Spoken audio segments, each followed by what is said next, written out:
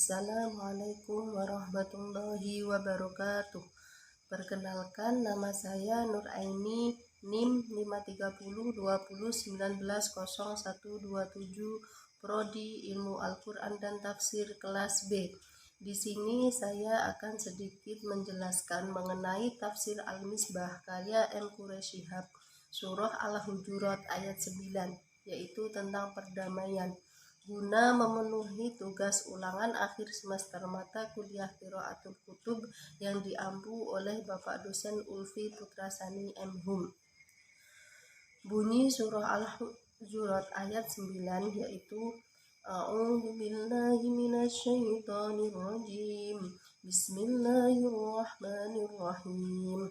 Wa in ta'ifatani minal mu'minina qatatalu fa aslihu bainahuma fa in baghas ihdahuma 'alal ukhra faqatilul lati tabghi hatta tafi'a ila amrillah fa in fa'at fa aslihu bainahuma bil 'adli wa aqsitu innallaha yuhibbul muqsitin.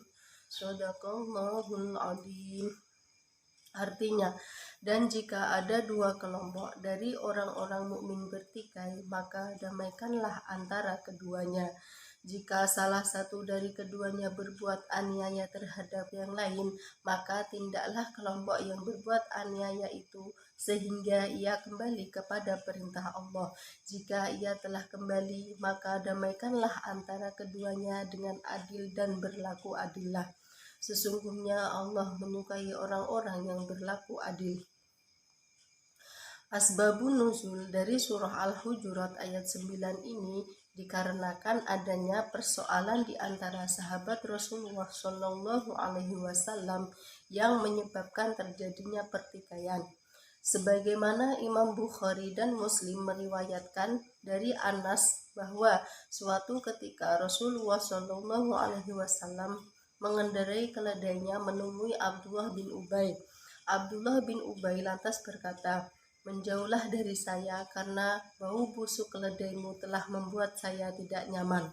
Seorang laki-laki dari kalangan Ansor dengan menjawab, "Demi Allah, sungguh bau keledai Rasulullah ini lebih wangi darimu." Mendengar ucapan laki-laki itu, seseorang yang berasal dari suku yang sama dengan Abdullah marah. Akibatnya, pertengkaran antara kedua kelompok tersebut tidak terhindari, sehingga mereka saling pukul dengan menggunakan pelepah kurma, tangan, dan terompah. Tidak lama berselang turunlah surah Al-Hujurat ayat 9 ini. Menurut tafsir Al-Misbah karya M. Quraish Shihab menjelaskan bahwa ayat ini berbicara tentang perselisihan seorang mukmin yang disebabkan oleh isu yang tidak jelas kebenarannya. Dan jika kedua kelompok tersebut telah menyatu secara faktual, sedang mereka dalam keadaan bertikai, maka damaikanlah. Jika salah satu dari kedua kelompok itu masih terus berbuat aniaya terhadap kelompok yang lain, sehingga enggan menerima kebenaran, maka bertindaklah agar kelompok tersebut kembali kepada Allah, dan damaikanlah antara kedua kelompok tersebut dengan berbuat adil dan berlaku adillah, agar segala keputusan dapat diterima dengan baik oleh kedua kelompok tersebut, karena sesungguhnya Allah menyukai orang-orang yang berbuat adil. Ayat ini menggunakan kata in.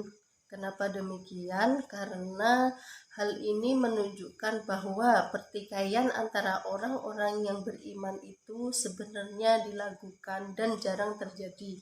Mereka adalah orang-orang yang memiliki iman, sehingga tujuan mereka pun sama.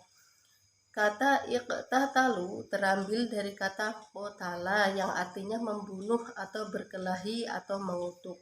Karena itu, kata iqtatalu tidak harus diartikan berperang atau saling membunuh.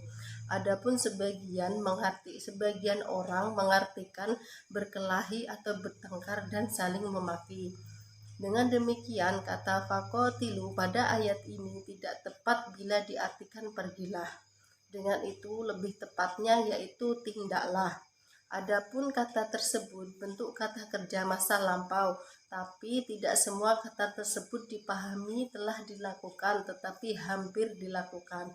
seperti seruan sholat, yaitu qad qomatis sholah, yang secara harfiah artinya sholat telah dilaksanakan, padahal saat itu sholat baru segera dilaksanakan. Dengan itu, ayat ini menuntun kaum beriman agar segera turun tangan melakukan perdamaian begitu tanda-tanda perselisihan nampak di kalangan mereka. Jangan sampai permasalahan semakin merajalela. Kata aslihu terambil dari kata aslaha yang asalnya adalah soluha. Dalam kamus, kata ini dikembalikan dari kata fasad, yakni artinya rusak. Dengan demikian, kata islah adalah upaya menghentikan kerusakan atau meningkatkan kualitas sesuatu sehingga manfaatnya lebih banyak lagi. Seperti meja misalnya harus memiliki kaki yang sempurna sehingga dapat digunakan. Dalam konteks hubungan antar manusia, nilai-nilai itu tercermin dalam keharmonisan hubungan. Ini berarti jika hubungan antar kedua pihak retak atau terganggu, akan terjadi kerusakan dan hilang atau paling tidak berkurang pemanfaatan yang dapat diperoleh dari mereka.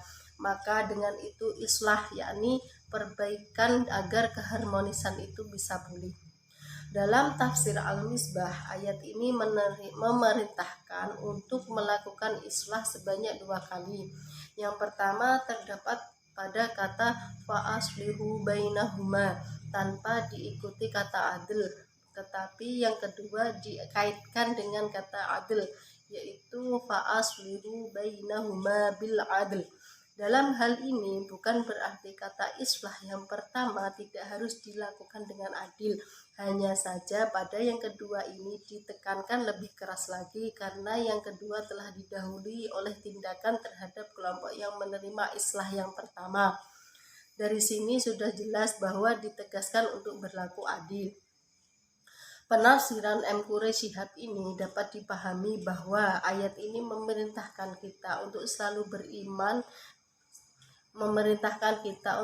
berdamai satu sama lain dan melakukan islah dengan menggunakan keadilan dalam setiap kondisi apapun. Jika diaktualisasikan pada saat ini, kita dapat menerapkannya dalam kehidupan sehari-hari. Adapun jika di antara kita yang saling bermusuhan, maka setidaknya kita bisa meredakan amarah dari mereka supaya segera memperbaiki hubungan di antara mereka. Kata al-muqsitin terambil dari kata qist, yaitu yang juga bisa diartikan adil. Sementara ulama mempersamakan makna dasar qist dan adil, dan juga ada yang membedakan dengan berkata qist adalah keadilan yang diterapkan atas dua pihak atau lebih, keadilan yang menjadikan mereka semua tenang, sedangkan adil adalah menempatkan segala sesuatu pada tempatnya walau tidak menyenangkan satu pihak. Demikianlah sedikit penjelasan dari saya mengenai tafsir Al-Misbah surah Al-Hujurat ayat 9, yaitu tentang perdamaian. Jika ada kata-kata dan penjelasan yang kurang tepat ataupun salah, kurang lebihnya saya mohon maaf yang sebesar-besarnya. Wabillahi taufiq wal hidayah. Wassalamualaikum warahmatullahi wabarakatuh.